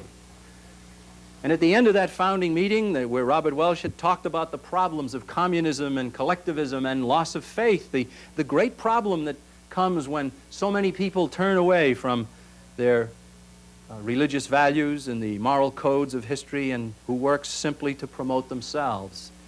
They become greatly useful by a conspiracy that wishes to destroy everything. Well, at the end of the founding meeting, after he had gone through and discussed the solutions to these problems and the political sense of Robert Welsh and the economic values and even bared his own soul religiously, which he didn't have to do, and of course you don't have to agree with his interpretation of religion. He gave us the nuts and bolts for the society. He asked the men there to help him. A man named Ben McMillan from St. Louis wrote out a check and reached over and handed it to Robert Welsh and said, "I guess we're in business, Bob. Let's go." And the John Birch Society was born. Now, an interesting sidelight is that meeting was held at the home of a spinster woman named Marguerite Dice, who lived in Indianapolis, and she had been a friend of Robert Welsh only through correspondence. When he decided to hold the meeting in Indianapolis, because it was centrally located for the people he was inviting, he wrote ahead to Marguerite Dice and he asked her to recommend a place to hold the meeting. And she wrote back very quickly and said, "No better place than my home. You'll be perfectly private here. No one will disturb you. I'll be able to serve sandwiches and coffee if you'd like." Robert Welsh took her up on it, and the meeting was held at her private home right there in Indianapolis. Now, as you might expect, Marguerite Dice did what any of us would have done, of course. She sat on a camp chair right outside her own living room and listened to the entire meeting. And after it was over and the men had gone home, she had a chance to tell Robert Welsh what she thought. And she said, "Robert Welsh, that was magnificent. That was very impressive. The amount of background and research and documentation and everything that you've put into that effort is stupendous." But she said, "It won't work. It can't possibly succeed. The American people will never sit still for that amount of thoroughness." And she took out of her pocket or her purse a sheet of paper that looked something like this, where it was printed from left to right and from top to bottom, and there were underlinings and there were marginal notes and there were arrows and so forth. Not exactly this, but this something like this. And Robert Welsh took a look at it, and it hurt his eyes as it would hurt your eyes. And the chances of you reading that very slim indeed. She said, this is what the American people will stand still for and read. And Robert Welsh has been absolutely opposed to this approach always in the history of the John Birch Society. He has said that the background and the importance of historical perspective cannot be overlooked. And so he thanked Marguerite Dice, and he said, I think I'll give it a try my way, which is certainly what he did. Now, the John Birch Society is committed to that. And of course, that means that there are some people who won't get involved with this because they don't want to take the time to learn. Well, if they don't take the time to learn, then they're not going to be of any value anyway. We encourage people to do the study. And the things that we publish are first class. They look good. They have eye appeal. We have always taken that route. It has cost more, but it has made a tremendous difference, as has the thoroughness in the documentation. It was about 10 years later that Robert Welsh got a letter from Indianapolis from Miss Dice with an application blank for membership and a check for a year's dues and a little note that said, I guess you were right, do you still have room for me? And she became a member of the John Birch Society, and of course a good member until she died. Well, Robert Welsh took his two-day speech on the road at that point, and all the early members of the John Birch Society came in from listening to Robert Welsh in Los Angeles, in Chicago, in New York, in Boston, and other places for 2 full days. He was finally then persuaded to pare it down to 1 day. The Blue Book was printed. He was put on film, a portion of what he said, and the John Birch Society began to grow and to attract new people and to form chapters in this state and that state. And actually, in the first few years, had a couple of little victories when the letter-writing campaign of the John Birch Society members persuaded United Airlines not to put the United Nations symbol on their airplanes. And then another letter-writing campaign persuaded department stores around New York City not to convert Easter into a pagan fertility rite and to try to retain the essential religious values of the Easter celebration. Well, somebody noticed this. Somewhere along the line, the John Birch Society became of concern to the people who are opposed to what the John Birch Society stood for. And then the John Birch Society began to be attacked. The attack actually began with the publication of an article in a communist newspaper on the West Coast. That newspaper is called The People's World. February 25th of 1961, you can see the headline probably. It says, "Enter from stage right, the John Birch Society." And went on to talk about this new secret fascist organization that was being started by a retired candy maker from Massachusetts, and that they were setting up cells all over the United States. It went on to talk about the fact that Robert Welsh had called democracy a deceptive phrase, a weapon of demagoguery, and a perennial fraud. And you know, that's true. He did say that. But that's not all he said. He was describing our country as a republic. We, of course, pledge allegiance to the flag and to the republic for which it stands. And Robert Welsh, in a long speech, discussed our founding fathers' very, very severe attitude about democracy and why they gave us a republic instead. And he had written a long speech on the subject and delivered it many times, called Republics and Democracies. And in it, he talked about the value of a republic, the danger of a democracy, and the communist quote is accurate, but it's only half of the truth. It's a classic half-truth, in fact. A half-truth is a lie. Let me give you an example of another very classic half-truth. You'll get an impression of what we mean here. There are people who could come to you and say that the Holy Scripture itself says there is no God. And you know that's true. It does say that. But the whole sentence is, the fool in his heart hath said there is no God. And so you can see what you can do if you tell half the story. Well, that half-truth was used. You go to an American who didn't understand that our country was a republic and tell him that this man had condemned democracy, and he would begin immediately to fear the John Birch Society and to fear Robert Welsh. That was done to a fare thee well. The article went on and talked about the fact that Robert Welsh had called Dwight David Eisenhower a dedicated, conscious agent of the communist conspiracy. That's fairly sensational too, isn't it? Well, what did he really say there? Let me return to that. I want to talk about something else first, and I will get back to that because it is so important. Well, the John Birch Society, all of a sudden, because the communists had started it, began to be attacked everywhere in the country. Newspapers, magazines, radio and television, all kinds of attention, and all of these individuals repeating errors of fact that had appeared in the communist article. Traceable to the communists, no other way, or the same source that the communists got it. The errors of fact were being repeated again and again. Robert Welch said, well, let's see if we can't get the government to investigate us. The House Committee on Un-American Activities said we had no cause to do so. The FBI said the same thing. We have no cause to investigate the John Birch Society. But out in California, Governor Pat Brown, the man who's the father of another man who became governor there, Jerry Brown, a left-wing Democrat, publicly stated that the John Birch Society ought to be investigated. Friends of Robert Welch sent him newspaper clippings about that. He cabled right across the country to Governor Brown and said, fine, when do you want me to appear? And he released it to the press. In other words, he called the bluff. And so the California government decided to investigate the John Birch Society. It was turned over to the California State Senate Fact-Finding Committee on Un-American Activities. And that group took 2 full years to investigate the society. Robert Welch went to California and talked to them and answered all their questions. And they hired people to go and join the John Birch Society, some of them covertly, to find out what really goes on at those chapter meetings. And some of those people stayed on as members after their assignment.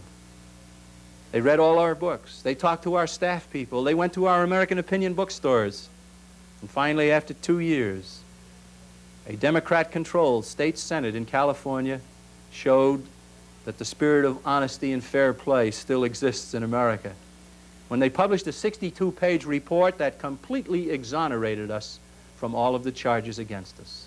The report ended up by saying that the John Birch Society had been accused of being secret, fascist, subversive, un-American, and anti-Semitic. We have not found any of those accusations to be supported by the evidence. The report was so honest, we asked for and got permission to publish it ourselves from that California State Senate group. We eventually did publish the California report on the John Birch Society. And whenever anybody attacked us or wanted to know what really the society was all about, we said, well, here's somebody else who has taken the time to look into what we are. But the attacks continued. Tens of thousands of copies of that California report were in fact published, and many people were able to read it. It went into, of course, the business of the democracy versus republic argument. That speech of Robert Welch is one of the many speeches that he's given in a volume called The New Americanism, reprinting his speeches and essays, and I certainly recommend that. Republics and Democracies and More Stately Mansions and Through All the Days to Be and the New Americanism speech itself. Those were very important speeches, and we encourage people to read them. But the attack upon the John Birch Society continued, and more and more.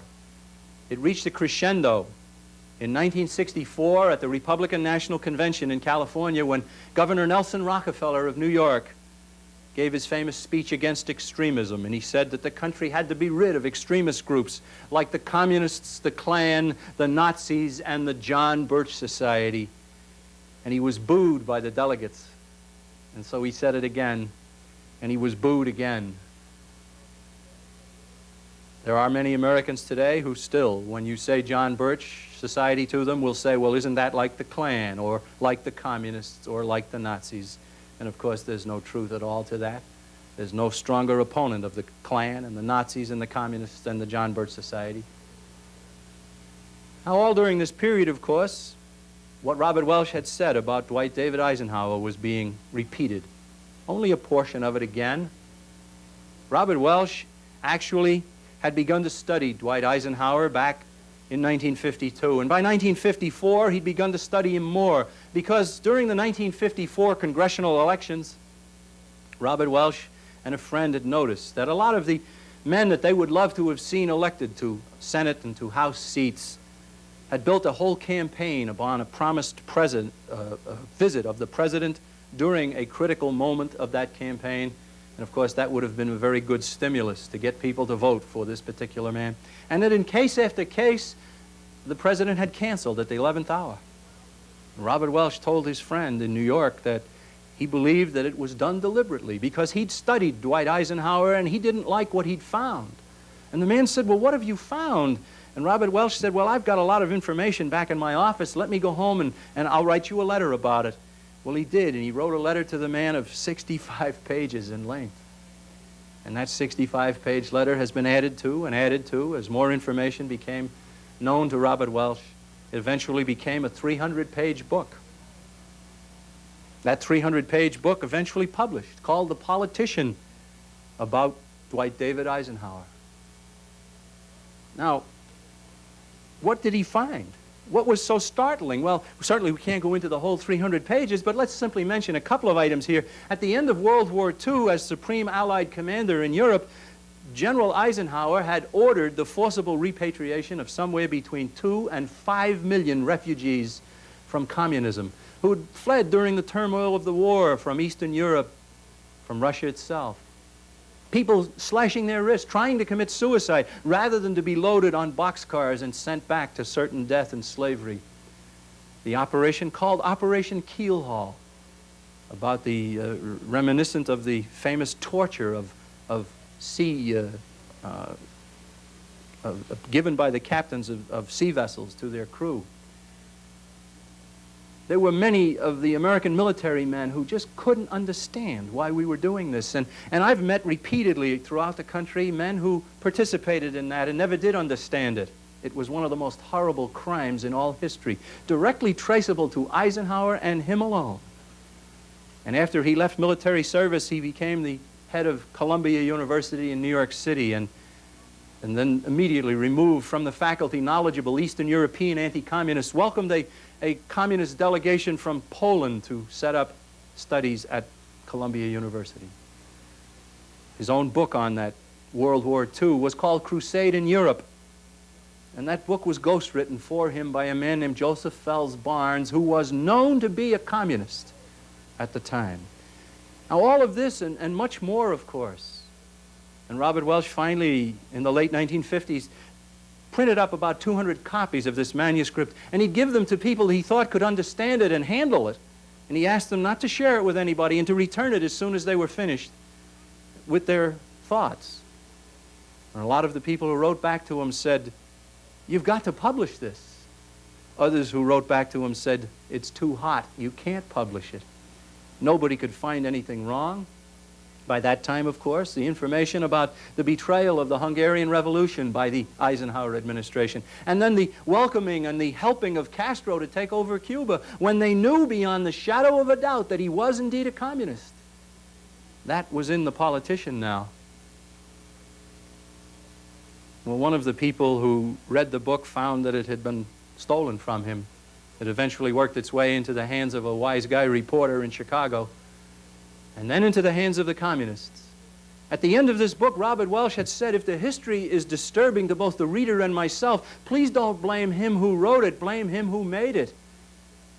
And he said, as far as I'm concerned, I don't know how to explain this other than to suggest three possible alternatives: that he was either stupid, or he was a willing opportunist, or he was a conscious agent of the communist conspiracy. The third of the three alternatives, of course, is the only thing that was ever told the American people.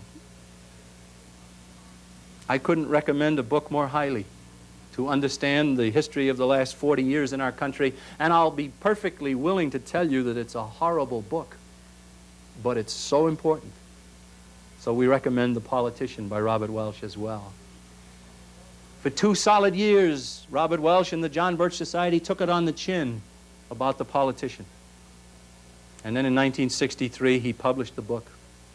And he took out a full-page ad in the New York Times to announce the publication of his book about General Eisenhower. And he made copies of it himself. And he sent that ad to bookstores all across the United States, offering them discounts that they could buy it from him at a reduced price and sell it at full retail value, as bookstores certainly like to do. He got very few orders. The heat was so intense.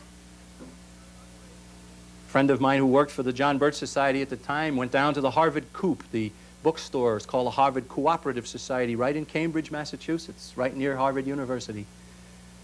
It's probably the bookstore that sold the most books of any bookstore in the United States then, and maybe even now. And he went in and he went to the purchasing department and he showed them Robert Welch's new book on Eisenhower, and the man said, "Oh, can we sell those? How do they come?" 24 in a case. He said, "Well, fine, we'll take 5 cases." My friend asked for a purchase order and he was told that had to come back and get one of the bosses to sign something for that much. So he came back after lunch and the boss said, "We'll take 5. My friend said, "You mean 5 cases?" He said, "No, I said 5, and if you don't want to sell 5, that's okay too." They bought 5. They never put one on the shelf, and to this day have never sold a copy of that book, nor any other book that the John Birch Society has ever published. And we dare call it a conspiracy. Well, the society is going along here and getting attacked repeatedly, over and over again.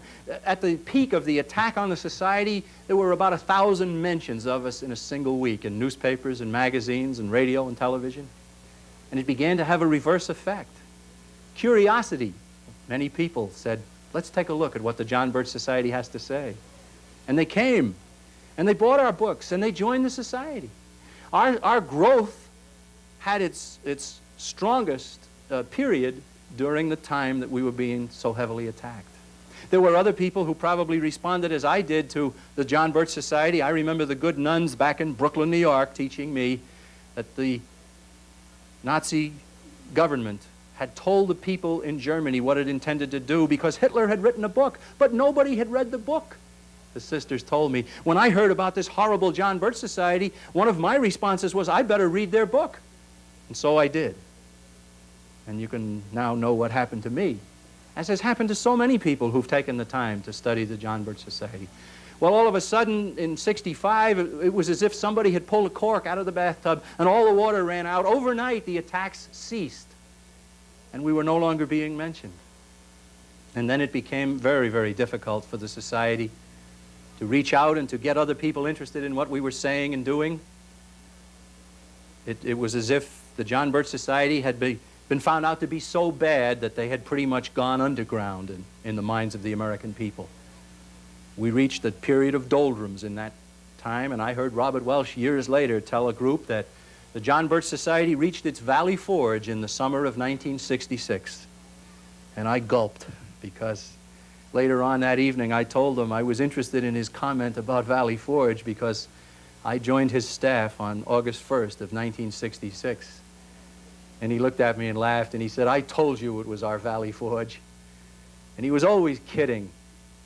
And it used to frustrate me to see him during meetings when there was heavy discussion going on, to stop and to go off on a tangent and tell a story or try to get a laugh out of us and so forth. I was very busy and very intense, and I later recognized the brilliance of that man in taking time for a little bit of humor. And I try to do it myself, although I'm not as good at it as he was.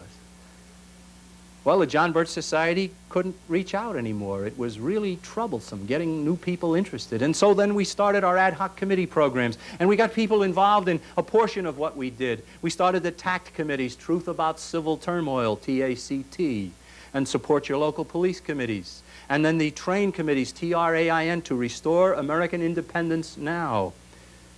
And a lot of people came and joined our ad hoc committees. We told them all, of course, that it was part of the John Birch Society's operations. But we didn't ask them to join the society or subscribe to everything that the society had said. And a lot of people who were concerned because America's cities were going up in smoke and our boys were being slain over in Vietnam, hundreds per week. And so we began to get a lot more activity amongst the members that we had, and it led to more people joining the society. Well, our society continued then.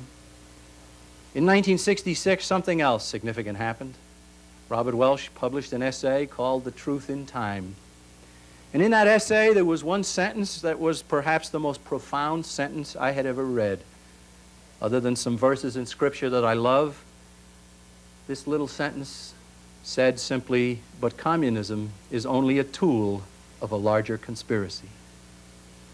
That made more sense to me than anything I had read about this whole problem we were facing. You see, I had read Whittaker Chambers' book and Elizabeth Bentley's book. These two prominent ex-communists had both broken from communism and written books to try to warn the American people and to help them to understand what communism was and what it was doing to our country. And in the course of their books, each of them told about being assigned by their superiors within the Communist Party to move to a different community and to take on a new identity and to deny that they'd ever been a part of the communist movement, and even to shun their comrades if they should ever come in contact with them, and to become far more valuable as somebody who was not known to be a communist. In other words, to go underground. And I knew that there were problems in our government. I had no use at all for Robert McNamara.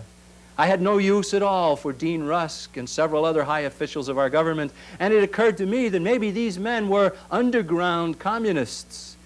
But Robert Welsh was now telling us that there was a movement above communism.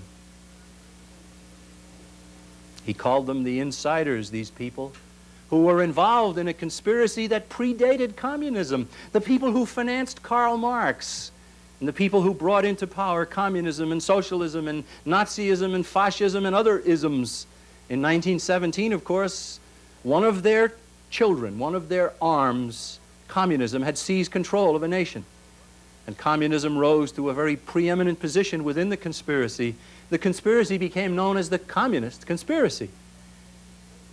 But Robert Welsh said it's important to realize that communism is only one arm of a larger group above, run by people who themselves have never been communists. These are the people who dignify communism, who help the communists, who get the government of the United States to supply the communists. He coined the term for them, the insiders, which of course is why my little book is called The Insiders, to describe the people who are not communists, but who use communism, who finance it, who dignify it, and so forth. That made more sense to me than anything else. And I think it will make sense to you, too, if you will take a chance and read the John Birch Society's attitude about this conspiracy above communism. Well, the Society's moving along and doing well and piling up its victories here and there. And in 1983, in March, the Society's leadership decided that because Robert Welsh was getting on in years and beginning to fail in health, to make a change at the top of the Society. And the chairman of the Society was named Dr. Larry McDonald, a longtime member of the John Birch Society who had already served 4 terms in Congress, the only member of the John Birch Society in Congress at the time. And president was named Thomas N. Hill, Mr. Welsh's right-hand man, in Belmont, Massachusetts, for better than 20 years. Robert Welsh himself was named chairman emeritus. And so we had a new leadership, and the Society continued and was doing quite well. In September of 1983, Congressman Larry McDonald, the chairman of the John Birch Society, was murdered when the Soviet fighter pilot shot down Korean airliner 007 over the Sea of Japan. Newspaper reporters, of course, called us and said, well, what do you do now? You're leaderless. And I said, no, we're not leaderless. You missed this story as well. We have a president, Thomas Hill, and he's right here. And in time, of course, the John Birch Society has named an industrialist from Virginia who was a longtime member of our council, a man named Clifford Barker, to be our chairman, and the John Birch Society continues. Now, what's interesting about that is that from 1965 until the death of Dr. McDonald, the Society enjoyed no national attention whatsoever, good, bad, or indifferent. But the attention did come during that period, and it led to a tremendous surge of interest in the Society, new membership, new activity of our members. We had the best 6 months in recruiting after the death of Dr. McDonald that we'd had in the last 10 years. Which says to me, of course, that the chances of us getting any national attention are very slim indeed, because the people who give us that attention are not the people who want us to succeed. Now, you have a right to ask at this point, what is the real strategy of the John Birch Society, and does it work? Well, let me comment very briefly about that. The strategy of the John Birch Society is majestically simple. The strategy simply says, create awareness, and then that awareness will be reflected in the way the people vote. We're not going to tell anybody for whom to vote. We're not going to back candidates. We're not a political organization. We just simply intend to create the awareness. And so that program is majestically simple. That doesn't mean it's easy, but it is simple. The essence of brilliance is simplicity. And so you might ask yourself at this point, well, does it work? And ladies and gentlemen, it does work. You can ask several ex-senators, in fact, more than a dozen. Ex-Senator Birch from Indiana, ex-Senators Clark and Culver from Iowa, ex-Senator Morgan from North Carolina, and Javits from New York, McIntyre from New Hampshire, Haskell and McGee from the Rocky Mountain states.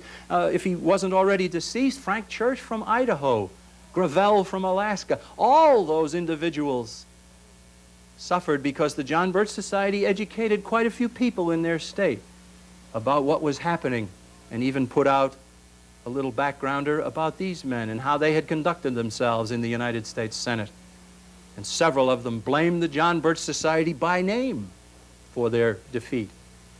You could ask as many as a score of ex-congressmen who have been victimized, I guess you could say, by our trim bulletins when our trim committees throughout the country published the voting record of the congressman.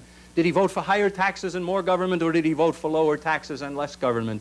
And for the first time in their lives, millions of Americans find out what their congressman is really doing, not what he says when he comes home and he sounds just wonderful. What is he actually voting for in Washington? And many of those ex-congressmen blamed the John Birch Society's trim committees for their defeat. And our program works not only in the political results and fallout that it generates, but also it works on issues.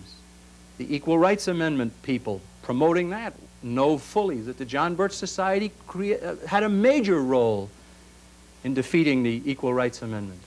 The American Indian movement, those who want sex education in every school in America, knew that the John Birch Society stopped it cold when it looked like they were in fact going to have sex education in all of the schools of America.